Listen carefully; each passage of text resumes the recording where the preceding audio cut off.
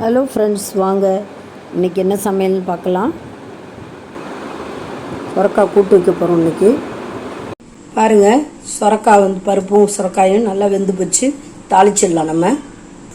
இப்போ நம்ம கடாயை வச்சாச்சு. ஒரு 2 ஸ்பூன் எண்ணெய் ஊற்றியாச்சு. இதில் கடுகு உளுத்தம்பருப்பு போட்டுக்கலாம். பெருங்காயம் பருப்புலேயே போட்டுட்டோம் நம்ம, அதனால் போடலை. இதில் பார்த்திங்கன்னா இடித்து வச்ச 2 பூண்டு பல், வெங்காயம், கருவேப்பிலை நல்லா போட்டுக்கலாம்.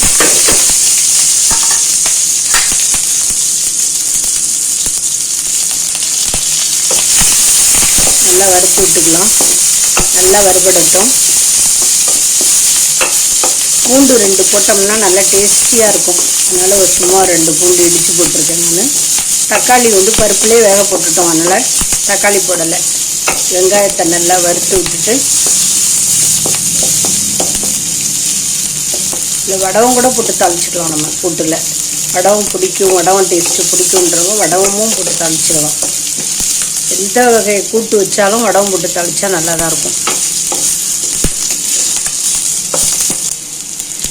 பாருங்கள், நல்லா வறுபட்டுடுச்சு. இந்த ஸ்டேஜில் நம்ம வெந்த சுரக்காயும் பருப்பும் எல்லாத்தையும் ஆட் பண்ணிடலாம்.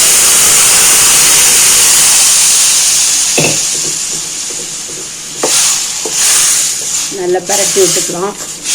குக்கரில் உப்பு போட்டுக்கலாம்.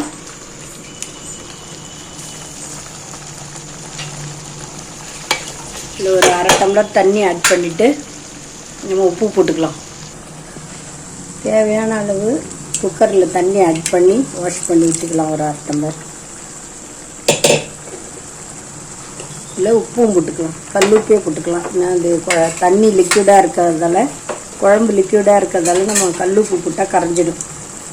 தேவையான அளவு கல் உப்பு போட்டுக்கலாம். பருப்பு வேகும் போதே நம்ம தக்காளி, மிளகாத்தூள் எல்லாமே ஒன்றா போட்டாச்சுங்க. நல்லா கொதிக்கட்டும், நல்லா கொதி வரட்டும். ஒரு 4-5 கொதி வந்தோடனே கறிக்கு ஊற்றிட்டா நம்முடைய கூட்டு, சுரக்காய் கூட்டு ரொம்ப எளிமையாக ரெடி ஆகிடுங்க.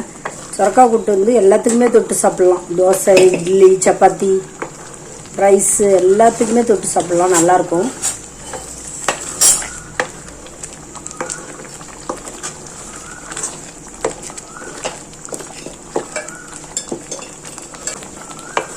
உப்பு கரெக்டாக இருக்குது. ஒரு 2 கொதி கொதிச்சோன்னு நம்ம இறக்கி ஊற்றிட வேண்டியதாங்க. நம்மளுடைய சுரக்காய் போட்டு சூப்பராக எம்மியாக ரெடி ஆகிடுச்சு. குழம்பு ட்ரான்ஸ்ஃபர் பண்ணிட்டு பார்க்கலாம். சுரக்காய் கூட்டு எம்மியாக ரெடி ஆகிடுச்சு. இந்த வீடியோ பிடிச்சதுன்னா லைக் பண்ணுங்கள், கமெண்ட் பண்ணுங்கள், ஷேர் பண்ணுங்கள். ஃப்ரெண்ட்ஸ், வீடியோ ஃபுல்லாக பாருங்கள், நடுப்புற ஸ்கிப் பண்ணாதீங்க. Thanks for வாட்சிங்க. நம்ம நெக்ஸ்ட் வீடியோவில் பார்க்கலாம்.